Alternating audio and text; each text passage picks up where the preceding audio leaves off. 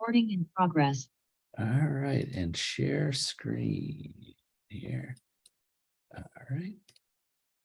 And play. All right, thanks for joining us today, everyone. Today, we won't keep it too long, but I mean, this could go on forever, this topic. But we're going to give you some ideas and things to think about when working with buyers. So I would say, what, Deb, do you think you agree about 80%? I always think this 80% of agents deal with buyers more than they do with sellers, correct? Yeah, especially when you're first starting out. Right. And agents, when I tell people that, and when they get in real estate, say, why is that? I go, because I think more the reason being is that we, in theory, work for free for the buyer. So you don't have to convince them to pay you to talk to you. So they start talking to you because, you know, you're going to be a free resource of real estate information. When you're a seller and you actually want to sell your property, you're going to have to sign an agreement, a listing agreement, take photos. You're going to have to agree to a commission structure. So usually there's more buyers out there kicking tires, so to say, than sellers. But someday it might be the other way around. It has been in the past, and we'll do that. So someday when there's less buyers than sellers, and I know a lot of you watching this could go, is that even possible? Has that ever happened before? Yes, it has. And then you're going to have to worry about trying to beat out the competition and gaining the trust of buyers to do business with you over someone else, kind of like the reverse of a listing. So yes, there's been times in Ohio, and most of the agents watching this, we have our market up here, but there are markets in the country where there's agents going, oh man, another listing. I don't need another listing. They're all sitting on the market. We don't have enough buyers. Not too many areas are like that, but those agents have to have skills on how to deal with buyers more than just because they happen to pick up the phone and talk to them more. So hopefully that's a good introduction. So I will go into the first slide. Deb, you go ahead. Take it from here. This is kind of a little walkthrough on what you're going to do, because we do have a lot of agents who come over from other brokerages, or they actually just got out of school and they're like, Deb, I don't know. Where am I supposed to begin? You know, so we try and get you on a little schedule of what you're supposed to do, but a lot of times they're way ahead of me and they want to do stuff before we actually meet about it. So this is going to try and help you out a little bit. But like he said, you know, the majority of the agents do start out as buyers representatives. And part of that also is because when people want to sell their house, they're looking for the listing agent. So they're looking at people who have their names on the signs out in the yards, and that's who they want to talk to. That doesn't mean that you're bad by any means, and that doesn't mean they're good by any means either. It's just that's the thinking process of what the public is. So we have to try and steer them in whichever direction we want to go. So today we're talking about buyers, and the first thing that you want to do is create a buyer's presentation to help you stay on track when you're speaking to the buyer.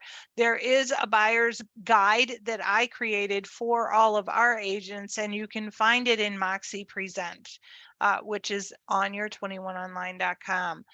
It's a good guide for you to read as a new agent, or even a refresher for other agents, and also present to your buyer, because it kind of outlines in a nice way what they're going to need to do, right? With talking to lenders, and what the lender's going to be requesting from them, and how is that whole process going to go. So it gets you in front of the buyer so that you can talk to them and start doing your buyer's consultation, which is the next thing. You're going to schedule the buyer's consultation to find out what they're looking for, and you can use a buyer's questionnaire at that point as well. Now, you can always just send things to people and hope that they're reading them. But the whole object of being a real estate agent is talking to people in person and building that relationship so they trust you, and they know, and they want to go out and look at houses with you because you're explaining the whole process to them. So go over the process, including the documents that they're going to see in the transaction. We're not going to go through the documents today. That's not what this is about. If you want to get through the documents, please, I'd be happy to do one-on-one with you, but that's not what we're doing today. We're just going through a process. Okay. All Use right. your transaction checklist. So I do have the transaction checklist that I created for myself to use, but also for our new agents, and anyone can use them. They're on homestaroffice.com. It helps keep you in line with everything that you need to do, whether it's listing or buyers. So use those documents. They're there for you. Next slide. Okay, No. give your buyer a recommended vendor list. So we do have a recommended vendor list that Tony created for us to use in Northeastern Ohio. And then we also have a couple recommended vendor lists for the Athens area. We have one for Dayton area. We have one for Columbus area, because we have agents all over the place. If you're a Homestar agent, you should know what the recommended vendor list is by now. If you're not a Homestar agent and you're curious, give us a call. We'll explain it all to you, but it's basically giving your buyer a choice, proving that we have given the buyer a choice of 3 in each one of the vendor categories that we have to explain to the division. Right, Tony? Yes, exactly. That's very important. Then you're going to have them sign your consumer's guide. And then this is the important one. Have They're them all sign important. the exclusive buyer's agency agreement. So kind of the segue of why we were going to be talking about this today is the exclusive buyer's agency agreement. We have 2 different versions. We have a version that we created, and we also have the Ohio Association of Realtors exclusive buyer's agency agreement that they created, which I am currently working on a video for to explain it. It is very comprehensive, much more so than ours. And it does really kind of explain the commission section. So giving a buyer an exclusive buyer's agency agreement ties that buyer to you for a specific period of time, and also reminds you to talk about some things that we need to be transparent about, right? Exactly. I think this is going to become more and more important to have a buyer's agreement with people. You really should, just so you can, if and all anything, it just keeps them more honest or attached to you or loyal to you because they feel that they're signing some type of contract. So, and again, the whole bottom line, not to go into a presentation of buyers agreement, agency agreements, it's basically an agreement saying if and when they decide to buy, they use you. So it's not forcing them to buy something. Right. So it's not a contract like you have to find something and buy it through me forever. It's a certain period of time. So I think that's more than fair with buyers that you're going to be investing your time and energy. So, I mean, again, that's a whole nother presentation. Right, but that's true. Once you go through over your buyer's consultation, find out what they want, have them sign their agreement saying they're going to work with you and only you, set them up. And even if they don't sign the agreement, you still set them up on the portal for the MLS. You're just trying to get them to sign that as an extra cushion, so to speak, for yourself. So you know that they're only going to work with you during a specific period of time, and explain what that means. You guys don't just say you have to only work with me, but explain why, because a lot of times buyers don't understand why we're even saying that to them. They don't get that, if I don't sell this home to you, I don't get paid for my services of working with you, right?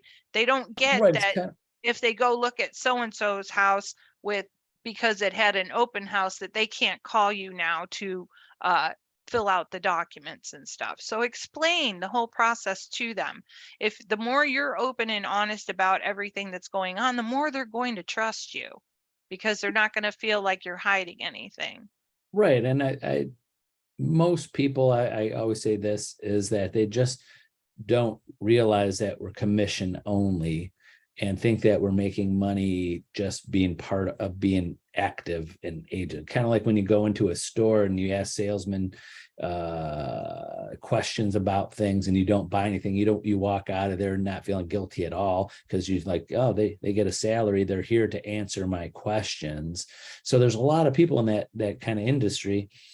Different industries, there are salespeople that get paid a salary, maybe a little bonus if they sell something. So I think people don't realize that, or just convince themselves, oh, they're just making money elsewhere. But when you sit down with the buyer's agreement, you'll know right away kind of the personality of the people you're dealing with. If they're loyal to you, are they serious about buying? Do they really want to use you, or they don't want to commit to you, so they're just using you for your time? So again, whole nother setup things. Yep. But good things for people to know, especially you new agents. So we're not trying to scare you. We're trying to help you in the right direction. Okay, so then we want to set them up on the portal in the MLS to receive homes fitting their criteria. All of you new agents, if you have no idea what I just said, you need to be doing your MLS training, okay? Of course, I'll go over this with you, but it's there. You don't have to wait for me. Go watch your videos. It explains everything on the MLS. Schedule your showings. Remember to take a copy of the MLS sheet with you, one for you and one for your buyer. The one for you has all of your pertinence from the listing agent that's only for your eyes. And the one for your buyer talks about the whole rest of the property and stuff, but it has your information on the bottom of it instead of the listing agent's. Don't give out the lockbox code to anyone. People may be giggling at that and saying, well, of course not. But you know what? Sometimes accidents happen and you say things out loud. Don't do that. Don't say things out loud, because Right. there's Ring doorbells these days, paying attention to everybody, right? That's right. That's right. All right, now you're going to have to write the offer, and we're not really going to get into the documents, like I said, but you want to make sure you're gathering all your data from the MLS and also checking the county auditor's website. You need to make sure that you are checking the permanent parcel ID number to make sure that the listing agent didn't make an error when they were putting the numbers in, to make sure you have the right property, right? And you also need to know who the sellers are.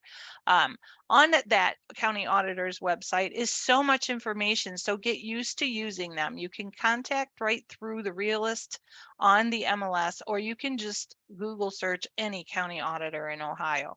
Lots of wealth of information on there for you guys. So make sure you're looking at it. This also shows that you're being thorough, right? Run your comparable market analysis for sold properties that are like for the one that they want to buy, to help them figure out what their price is going to be. Download the supplements, the property disclosure, and any other supplement that they have on there, so that you have all of your papers in a row sitting there waiting for you and for that seller. I'm sorry, we're talking about buyers today, for that buyer. Yeah, another thing I'll add to that, let's make sure it's not the last slide. Okay, not the last slide. Yeah, we're not talking about the offer today. And I think you'll agree with me too, Debbie, on this one, is that I really feel that buyers, agents should present the offer short, at least over the phone, and have at least a small discussion with the listing agent or whoever's in charge, if it's a team, who's it, and just people like, hey, by the way, can I have 2 minutes of your time as a buyer's agent to go over the contract with you? Sometimes you get pushback on this, but just please, I want to go through it with you, of where, about the buyer, what the buyer's, not just what's on paper, but just about the buyer, what their needs and wants are, because sometimes there's a mixed communication because the agents aren't talking, and some things get missed, and then Debbie and I have to help you with it afterward. Example, sometimes listing agents, the sellers don't read every line of the contract. And if I had a nickel for every time over the last 25 years of being a broker saying, well, it was in the contract, and it was our buyer and the sellers didn't do something or didn't leave something, especially appliances, clarifying, I've had, and Debbie's had to go through this, when our buyers move in, they take the TVs, took all the mounts, and there's huge holes in the wall, all different kinds of things that were maybe in the contract and you didn't think about. Like example, every mounts of TVs, repairing walls, think of things like that the buyer's going to get into, appliances. Sometimes, so many times I've had people, the seller said, oh, I didn't even see that. Oh, I'm supposed to leave a refrigerator. And they took the refrigerator. Now it's after closing, it's already done. And now we got a headache because maybe the listing agent didn't see you checked the fridge. Or I just had this happen with one of our agents, forget to check it on our offer, but it was offered in the MLS, and the listing agent didn't say, hey, we're offering the fridge. And they just clicked every other appliance, but didn't miss the fridge one, and the sellers took the fridge. Okay. Right? We've been through things like this. So have a conversation, at least in my opinion, just have a small conversation with the listing agent, making sure, like example, if I told that agent, well, if you had a quick conversation with the listing agent, hey, we're taking all the appliances, and when they got the offer, they wouldn't just assume, oh, I guess the buyer doesn't want your fridge. Maybe I should go back to that buyer's agent that was nice to talk to me and say, oh, did you forget to mark that? That kind of thing. So you got to have communication. Can't just be, can be, but I suggest not to be just over the emails and through loop and text messages. That's to say, kind of present the offer to them. And then also some things can be flexible. Like an example, when you have that, you putting a date on a contract, but your buyer can be flexible. Maybe you have that small conversation with the seller, hey, a seller's agent, like, listen, we're put down, closing 45 days from now, but really my buyer could move it a little faster because their financing is in order. They could, let it sit for a while if the seller needs some time. And so many times I know agents are just trying to do all of this without conversation. So, it could help both sides, right? Definitely. And do you agree on that? Absolutely, definitely. When you're getting ready to sit down and write the offer, call that listing agent and say, hey, is there anything I need to know? Because sometimes they have things that they want to tell you that they don't have in the MLS as well. Whether it's you're in multiple offers and send your highest and best right now, or the seller needs to stay in the house because they're not going to close until the end of November. Is that going to be a problem? Little things like that. As long as you're communicating, then there's no problems, right? And you should have a conversation before writing any offer with a buyer. You should talk to or communicate with the listing agent, at least by text, saying that their offer come in. I know I've had this happen so many times. Agents go see a house today, they talk to their buyer, the buyer wants to write an offer, they go through all the trouble and the time, and then all of a sudden, late tonight or tomorrow morning, they send in the offer because they saw it today.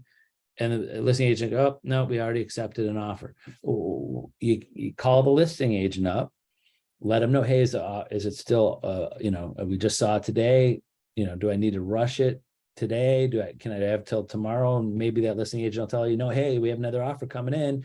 But if they knew they were having another offer coming in, they might not have. So I really push that you don't surprise the listing agent with a new offer when it's already written. I mean, do you agree with that, Debbie? Absolutely. Yeah. Do not do that. And also it shows urgency. Like I had an agent this weekend and I was busy helping agents and they said, hey, I need help with the writing an offer. And it was on Sunday. And she goes, oh, I got to get this offer. And people want to see the house. I go, well, wait, can we wait? Well, I don't know. I go, call the listing agent and say, hey, you saw the property today. The people want to write an offer. Do we need to rush this? Or can we wait till tomorrow and take some time for the buyers to think about exactly their offer? And the listing agent said, oh yeah, no problem. There's no way I'm going to get it over to the seller anyway. So anytime tomorrow is completely fine. And then he could relax. You Yeah. know, you could have done all that running around and you send it to the listing agent when the seller's not going to be available for the next day anyways. So have, hey, I'm thinking about writing an offer to a listing agent, or we're going to be writing an offer tonight or tomorrow. What's the urgency? Anything has changed? Because maybe something has changed with the seller. Maybe they, for whatever reason, they need to move faster. They need a longer time, or they forgot to take out of the MLS. We've had that happen, not often, but oops, they want all the appliances now. I forgot to take them out of the MLS and as an option, things like that. Yeah. So again, talk to the listing agent before writing an offer, how fast, how important things are, things like that. So. Yeah. Yep. And even worse, I mean, we've had this happen before. I've had our agents call us and going, I sent an offer to the listing agent and I haven't heard back and it's been 2 days. I said, well, what did they say? Like, I've never talked to them. Like, what do you mean you never talked to them? Did they tell them the offer was coming? Well, no, I just emailed it to them. Well, maybe they missed it. Maybe they're out of town. Maybe they're not expecting it. So it could have gotten deleted. I mean, I'm the king of that. I've called agents that call me like at the end of the day, hey, get my email. I'm like, it's probably deleted it because I get so many. Let me know when it's coming and then I'll watch for it, those important emails, not think it's just a regular, transaction. So hopefully that gives you some tips, or thoughts and things and experiences Debbie and I have to help with. Yeah, for Yeah, sure. for And of those. course, as you can tell, we could go on and on and on about this because there's so many different scenarios and stuff. And like I said, if you want to go through the documents together, I certainly will do that with you. I do it every day anyway, so I don't have a problem with that. I don't know this new purchase agreement by heart like I used to know the other one, but I'll get there eventually. I'll learn it all too. And so will you, because it's all repetition. So don't be afraid of working with your buyers. It's over and over again, the same paperwork. You just have different scenarios with different houses, you guys. So don't be afraid.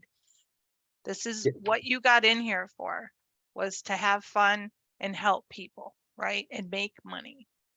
Exactly. All right, we got some good CE coming up. Try to get to our website to find the links to that, Free Ohio CE coming up. Yep. And All the right. tip for the day. The tip for the day, National Nut Day is October 22nd. You can do a little ditty and put I go nuts for your referrals. If you want to get those little bags of nuts and stuff, stick your card on there, put your little tag with your referral thing out and pass them out. Or you can actually post that on social media too. I just found a picture of some nuts that was on a free site and made my own little tag there when I found out that it was National Nut Day.